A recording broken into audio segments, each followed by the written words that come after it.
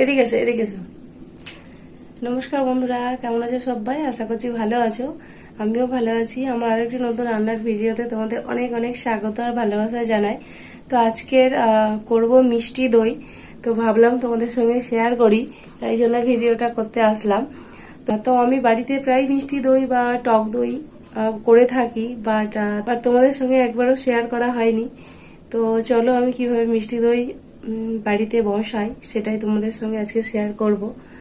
তো চলো ঝটপট যাই, গিয়ে দইটা বসিয়ে নিই। তো চলো। মাম্মা লাগছে তো, এ তো হাই করে দাও তো।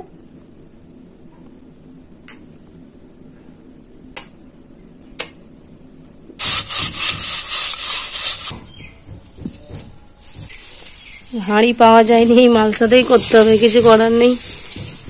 মালসাতেও আগে করতো বলো, আগেকার দিনে সবাই। মাল চাইতে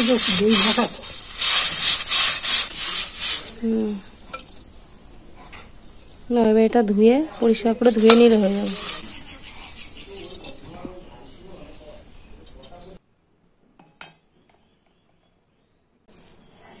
এখানে 200 গ্রামের একটা প্যাকেট টক দই নিয়েছি।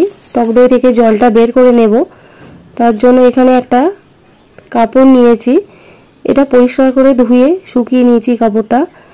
তো এখানে পুরো 200 গ্রাম টক দইটাই নিয়ে নিচ্ছি। নিয়ে টক দইয়ের মধ্যে যে জলটা রয়েছে সেটা ভালো করে জলটা বের করে নেব।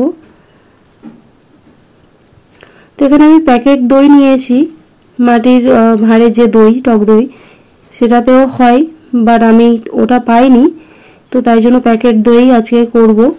তো এখানে ভালো করে কাপড়টা বেঁধে নিচ্ছি। তো দেখো টক দইয়ের মধ্যে কতটা জল রয়েছে সেটা বেরিয়ে আসছে।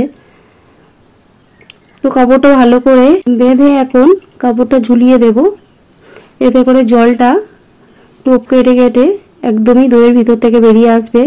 তো একটু চাপ দিতেই দেখো কতটা জল বেরিয়েছে। তো থাক এখানে এখন ঝোলানো, জলটা বেরিয়ে যাবে।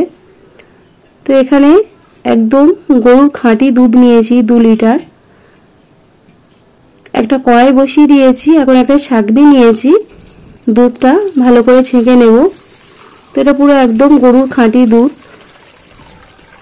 আমাদেরই বাড়ির পাশে একটা জেঠিমাদের বাড়ি থেকে নেওয়া হয়েছে, ওনাদের গরু আছে, তো সেখান থেকেই দুধটা আনা হয়েছে। এখানে দুধটা ছেঁকে নেওয়া কতটাই জরুরি দেখো, গরুর যে ছোট ছোট লোমগুলো ছাঁকনিতে দেখা যাচ্ছে, দেখতে পাচ্ছ। তো তাই জন্যই দুধটা এখানে ছেঁকে নিলাম।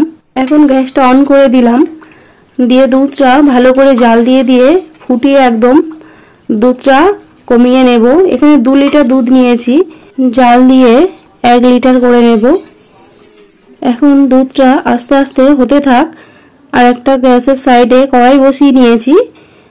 এখন চিনি ক্যারামেল করে নেব, তার জন্য 4 থেকে 5 চামচ মতো চিনি দিয়ে দিলাম। এটা আস্তে আস্তে ভালো করে নাড়াতে নাড়াতে চিনিটা গুলে যাবে।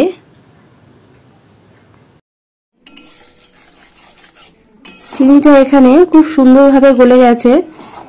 তো এখন দিয়ে দিলাম জল, জল দিয়ে একটু ভালো করে নাড়াচাড়া করে নেব। তো এখন দেখতে পাচ্ছ জমাট বেঁধে যাচ্ছে, তো ভয় পাওয়ার কিছুই নেই। এখানে চিনিটা আস্তে আস্তে খুব সুন্দর একটা কালার চলে এসছে দেখো। এখানে ক্যারামেলের কালারটা দেখো জাস্ট কত সুন্দর এসছে, কত সুন্দর এসছে দেখো। এইভাবে করলে কালারটা খুব সুন্দর আসে। তো এদিকে দুধটা ভালো করে আমি জাল দিয়ে দিচ্ছি, দিয়ে ভালো করে ফুটিয়ে নিচ্ছি। একদম খাঁটি দুধ, এটা একটু জল মেশানো নেই। দেখতে পাচ্ছ কতটা ঘন দুধ।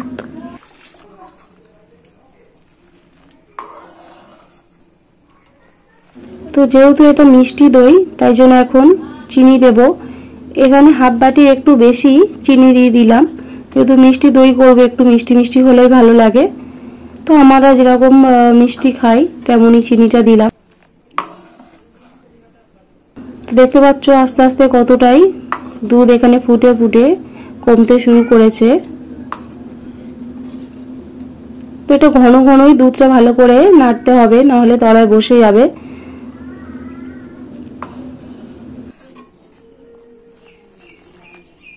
গ্যাসের আঁচটা কম রেখে দিয়ে দিলাম গুঁড়ো দুধ, হাফ বাটি মতো গুঁড়ো দুধ দিয়ে দিলাম এখানে, দিয়ে ভালো করে এখন লিকুইড দুধের সাথে গুঁড়ো দুধটা মিশিয়ে নিচ্ছি।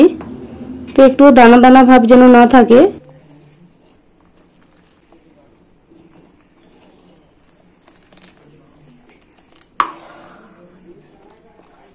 এখন কয়েকটা এলাচ নিয়েছি, জাস্ট মুখটা একটু ফাটিয়ে দিয়ে দেব। এতে করে খুব সুন্দর একটা গন্ধ আসে।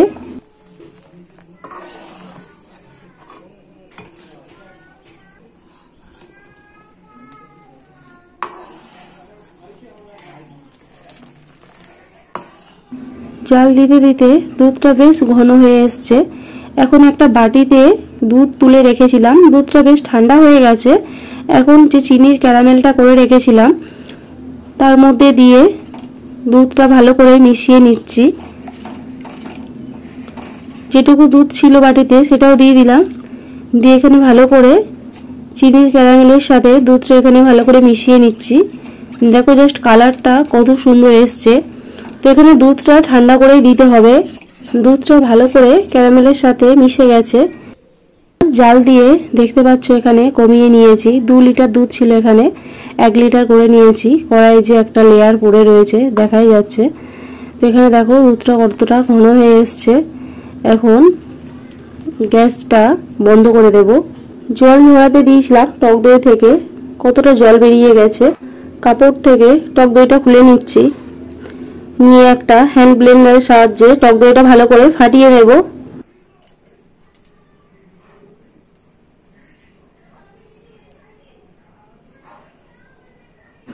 একদম জল ধরে গেছে, একটু জল নেই।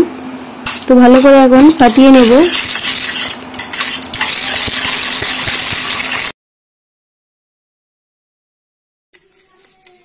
খুব সুন্দর করে টক দইটা ফাটিয়ে নিয়েছি, খুব ক্রিমি ভাব চলে এসছে। তো এখন ওই যে মাটির মালসাটা নিয়েছিলাম ভালো করে ধুয়ে পরিষ্কার করে নিয়েছি। তো এই মালসার মধ্যে 1.5 চামচ মতো টক দই দিয়ে দেব, দিয়ে ভালো করে মালসার মধ্যে মাখিয়ে নেব। তো পুরো জায়গাটা জুড়েই মাখিয়ে নিচ্ছি টক দইটা ভালো করে।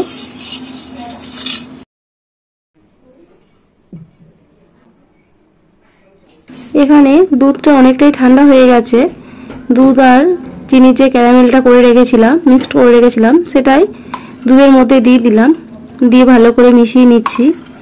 জাস্ট দেখো কালারটা কতটা চেঞ্জ হয়ে গেছে। পুরো মিষ্টি দইয়ের যে কালার থাকে সেটাই চলে এসছে, দেখতে পাচ্ছ কত সুন্দর একটা কালার।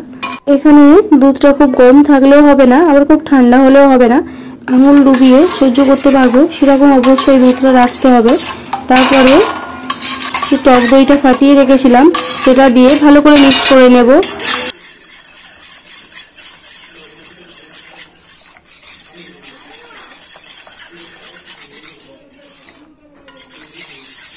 জল ঝরানো ফাটানো টক দইটা ভালো করে দুধের সঙ্গে মিশিয়ে নিয়েছি।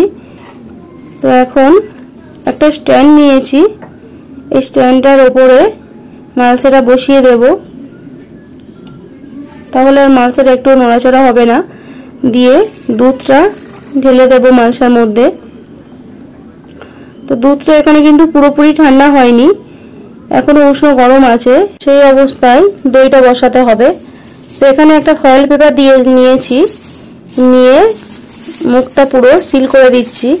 একটুও ভিতরে যাতে হাওয়া না ঢুকতে পারে সেরকমভাবে সিল করব।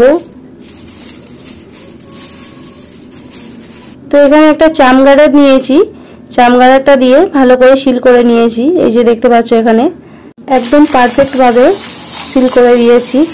এখানে একটা কম্বল পেতে নিয়েছি, তার উপরে স্ট্যান্ডটা বসিয়ে মালসাটা বসিয়ে দিয়েছি। এই কম্বলটা ভালো করে চাপা দিয়ে দেব, 8 থেকে 10 ঘন্টা রেখে দেব। তো ভালো করে দেখতে পাচ্ছ এখানে চাপা দিয়ে দিয়েছি, একদম কোথাও থেকে হাওয়া ঢুকতে পারবে না। তো চলো 10 ঘন্টা মতো পর আসছি। তো এখানে 10 ঘন্টা পর চলে এসেছি। চলো এখন খুলে দেখার পালা কতটা ভালোভাবে দইটা বসেছে। তো দেখো তোমাদের সামনেই খুললাম, দেখতে পাচ্ছ কতটা পারফেক্টভাবে দইটা বসেছে, একদম খুব সুন্দরভাবে দইটা বসেছে। তো এটা আমি ফ্রিজে বেশিক্ষণ রাখিনি, তোমাদের দেখাবো বলে জাস্ট নিয়ে চলে আসলাম। তো দেখতে পাচ্ছ এখানে কতটা সুন্দরভাবে বসেছে। চলো এখন এটা কেটে দেখি। তো দেখো কতটা সুন্দরভাবে দইটা বসেছে। তো এটা ফ্রিজে আরও মোটামুটি 2-3 ঘন্টা মতন একটু রাখলে দইটা একটু সেট হতো। তো চলো, তাও দেখো কতটা সুন্দরভাবে বসেছে। তো কত সহজভাবে অল্প সময়ের মধ্যে মিষ্টি দই বসিয়ে নিলাম, দেখতেই পেলে। তো আমি বাড়িতে এরমভাবেই মিষ্টি দই বসিয়ে থাকি। ভিডিওটা ভালো লাগলে প্লিজ একটা লাইক করে দিও। দেখা হচ্ছে অন্য কোনো ভিডিওর সাথে। এখনকার মতো টাটা।